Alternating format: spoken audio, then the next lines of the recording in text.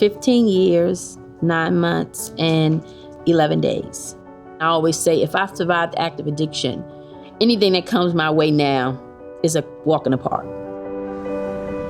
Everybody knew I had a problem except for me, which is really when you know you have a problem because you're in such deep denial. And I was just in such deep denial that I couldn't grasp the concept of if you don't pick it up, it won't get in you, right? Just something that simple.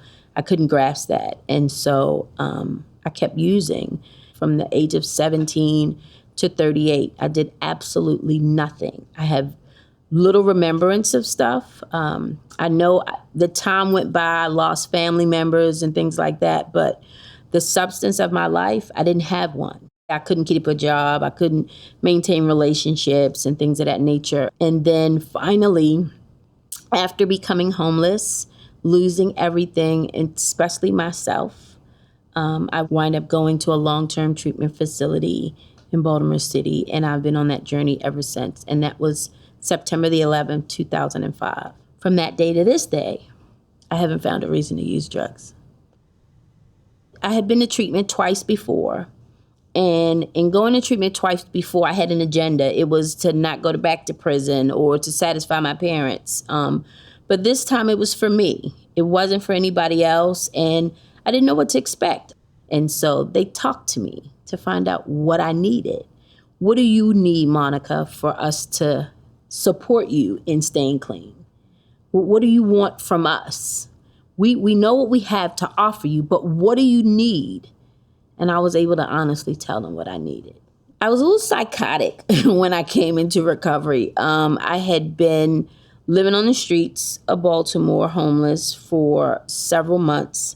And one of the things that I realized is that coming from where I came from, I should have been psychotic, trying to survive the streets of Baltimore at 3 o'clock in the morning. You kind of develop a level of paranoia, hostility. You have to put on these airs, and you have to develop this super armored coating to be able to walk through whatever and not appear as if you're afraid.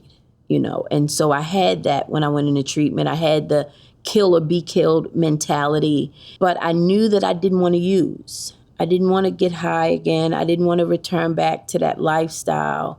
I've been in recovery for almost 16 years. I'm a productive member of society. I have a lucrative business. I support people in the community. I do things to embrace those who are just like me. But I still get stigmatized by people when they hear me say that I'm a person in recovery from addiction. The last thing to be lost is the stigmatization. It's because of the hardship. It's because of the things that I've seen in active addiction that have allowed me to be able to understand that there's another side to this. I don't hide. And a lot of individuals in recovery hide from the fact that they have a history of addiction because of the stigmatization.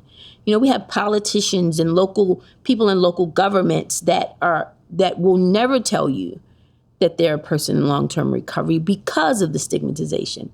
I, on the other hand, am the opposite. I have sat at the mayor's table. I have sat at the governor's table. I've been in the halls of Congress, and I shout to the rooftops that I am a person in long-term recovery. Because if you can't see the example in others, then you have to become the example for others. And my life as an example to others is that you don't have to let the thoughts and feelings of other people stagnate you from being your best self. My name is Monica White, and I'm thankful for every day I'm in recovery, and I will not be stopped by the stigma of addiction.